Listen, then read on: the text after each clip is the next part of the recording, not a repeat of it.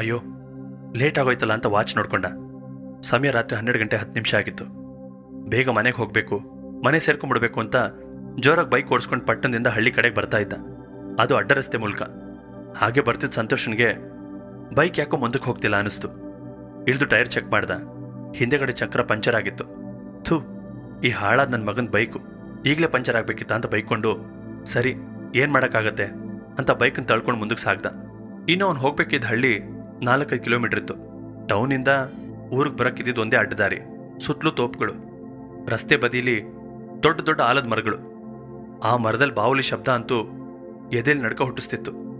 ತುಂಬ ಭಯಾನಕವಾಗಿರುತ್ತೆ ಆ ದಾರಿ.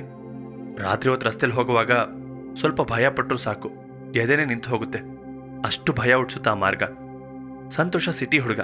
ತನ್ನ ಅಜ್ಜಿ ಮನೆಗೆ ಹಳ್ಳಿಲಿರೋಕ್ಕೆ ಅಂತ ಬಂದಿದ್ದ. ಅವನಿಗೆ ರಾತ್ರಿ ಹೊತ್ತು ಸಿನಿಮಾ ನೋಡೋ ಹುಚ್ಚು.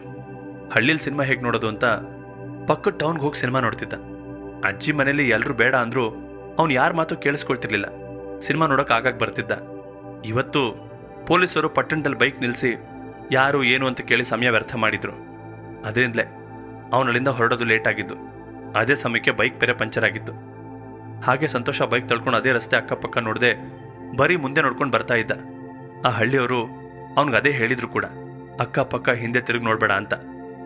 ಅವನು ಅದನ್ನು ಗಮನದಲ್ಲಿಟ್ಕೊಂಡು ಸ್ವಲ್ಪ ಭಯ ಆದರೂ ಧೈರ್ಯದಿಂದಲೇ ಒಬ್ಬನೇ ಬರ್ತಾ ಇದ್ದ.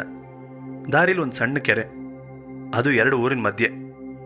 ಆ ಕೆರೆನ ದಾಟಿದ್ರೆ ಅಲ್ಲಿಂದ ಇವನ ಊರಿಗೆ 2 ಕಿಲೋಮೀಟರ್ ಅಷ್ಟೇ. ಯಪ್ಪ, ಈ ಹಾಳಾದ ಪೊಲೀಸರು ತಡೀದಿದ್ದರೆ ಇಷ್ಟೊತ್ತಿಗೆ ಮನೆ ಸೇರ್ಕೊಳ್ತಿದ್ದೆ. ಅದ್ರ ಜೊತೆಗೆ ಬೈಕ್ ಬೇರೆ ಸರಿಯಾದ ಟೈಮಲ್ಲಿ ಕೈ ಕೊಡ್ತು. ಎಲ್ಲ ನನ್ನ ಕರ್ಮ ಅಂತ ಗೊಣಕೊಂಡು ಆ ಕಟ್ಟೆ ಮೇಲೆ ಬರ್ತಾ ಇದ್ದ. ತುಂಬಿದ ಕೆರೆ. ಕೆರೆಯಲ್ಲಿ ಕಪ್ಪೆಗಳು ಹೊಡ್ಕೊಳ್ತಾ ಇದ್ವು.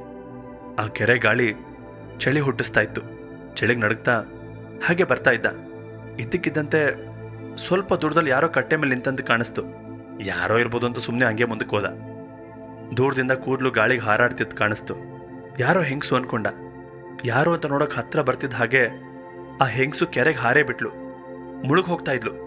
ಇವನದನ್ನು ನೋಡಿ, ಅಯ್ಯೋ ಪಾಪ, ಯಾರೋ ಕೆರೆಗೆ ಹಾರಿಬಿಟ್ರು, ಸಾಯೋದಕ್ಕೆ ಬಿಡಬಾರ್ದು, ಕಾಪಾಡಬೇಕು ಅಂತ ಬೈಕ್ ನಿಲ್ಲಿಸಿ ಕೆರೆ ಹತ್ರ ಹೋದ.